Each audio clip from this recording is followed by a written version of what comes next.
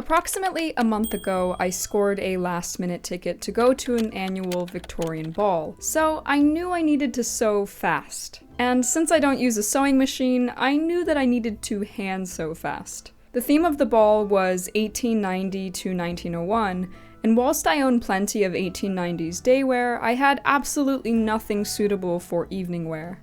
I wanted to spice this ensemble up a little bit and try some new techniques that I hadn't done before. I thought a revival movement would be just the thing, and during the late Victorian period, there was a bit of an Italian Renaissance revival. You see this often in the architecture, but also in fashion. There is one gown in particular at the Met that I liked ever since my Guess the 19th Century Dresses game show. The sleeves in particular inspired me the most for my own ensemble. So I devised a plan to design an evening gown with a similar sleeve style, but one of the less commonly seen high-necked and complex paneled evening styles that existed at the time. These aren't often what is thought of when you're discussing 1890s ball gowns, but they did in fact exist, and I was able to find quite a few examples of evening wear that had long sleeves and a higher neck. Why grapes? Well, the color scheme worked perfectly, and vineyards are strongly connected to the Italian Renaissance, so it just made sense to me. Plus, I've made a berry dress already, so I figured why not continue with the fruit theme. On the 26th of May, I'll be releasing the reveal of the entire ensemble, along with the bodice, capelet, and accessories, but for now, this video focuses upon how I created the skirt and detachable train. For the skirt material, I went with this lush purple cotton velvet, which is dead stock, and it was therefore really affordable. I do love a good bargain, but who doesn't? I folded the material right sides to right sides and cut out the giant pattern piece on the fold. For the pattern, I'm using Truly Victorian's 1892 umbrella skirt, which is a classic option for early 1890s, as you see it very often. I shortened the pattern by a few inches because I'm quite short and I didn't want it dragging all over the floor. I also chose the shortest train length, so that way I could make the detachable train especially long, and then there wouldn't be too much fabric. I made sure to tailor's tack all of the darts as to not lose them because they're super important, and then I placed a stiff white cotton organdy over top the velvet piece on the wrong side, and I cut around the edges to flatline the skirt. I find this method to be much easier than using a paper pattern again, especially with large pieces because it helps everything stay on grain a lot more.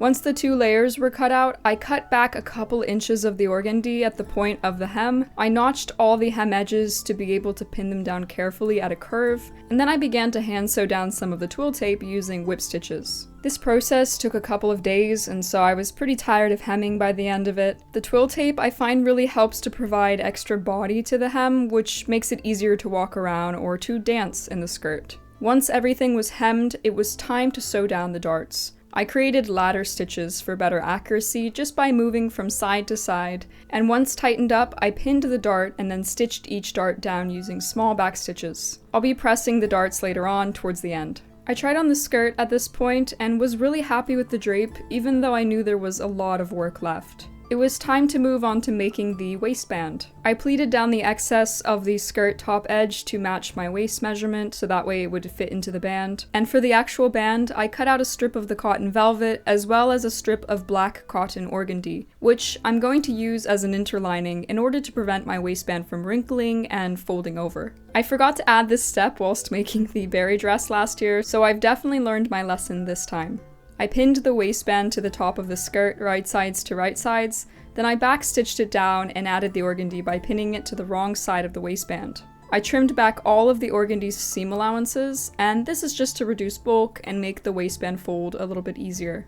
Then I tucked under the edge seam allowances of the waistband, treating both layers as one, and I folded the waistband in half, brought it to the inside of the skirt, and folded under the long edge seam allowance, pinning everything into place. Hopefully me trying to explain this part made a little bit of sense. Once pinned, I went ahead and whip stitched the edges down and ended up with this very clean looking waistband. One of the final construction steps for the skirt was securing the center back seam. This entire skirt only has one seam because it's cut somewhat of a circle, so I used tiny back stitches to sew up the seam and left about 8 or 9 inches at the top by the waistband open in order to create a placket. Otherwise I wouldn't be able to get in and out of the skirt, which would be a problem. To finish it up, I opened up the back seam and pushed it flat, binding the edges with 2 lines of twill tape, which also got whip stitched down. Then I added some antique hooks and eyes to the waistband. I went ahead and tried the skirt on to see if it needed any adjustments. You can see the skirt here with the darts unpressed and here with them pressed, and it's such a subtle but effective extra step. The construction of the train was honestly very similar. I just used the same pattern but the extra long train extension that came with the pattern, and I essentially chopped off the front part of the pattern by the darts because the train isn't going all the way around my waist.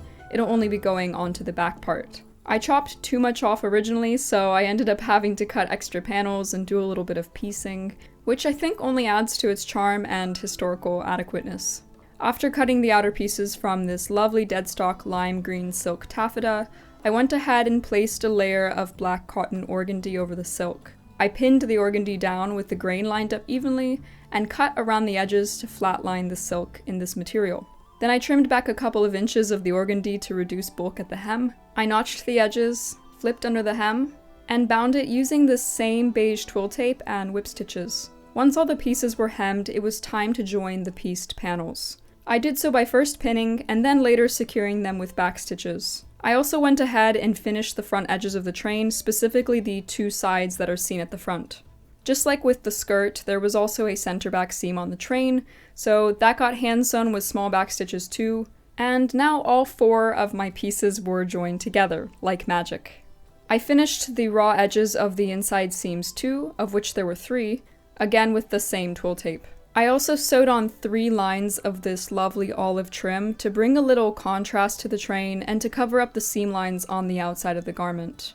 I also think this little detail represents the vines of a grape plant well, as they tend to climb down to the earth. One of the final steps was to pleat down the top edge to approximately 1/2 my waist measurement, and then add more twill tape to bind the waist and essentially serve as an internal waistband. The last step was to add the ties system. Perhaps this was the most important one to make sure that the 2 items could connect together. Placing the skirt and train together, I marked 5 points where the 2 will meet. I cut 10 strips of purple thin twill tape and hemmed one edge, then sewed the other at each point of the skirt, and then at each of the 5 points on the train.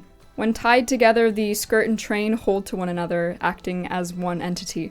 And that's more or less the process for making this early 1890s evening skirt and detachable train. I have no idea how I managed to get this done fairly quickly, but the longer summer days certainly do help.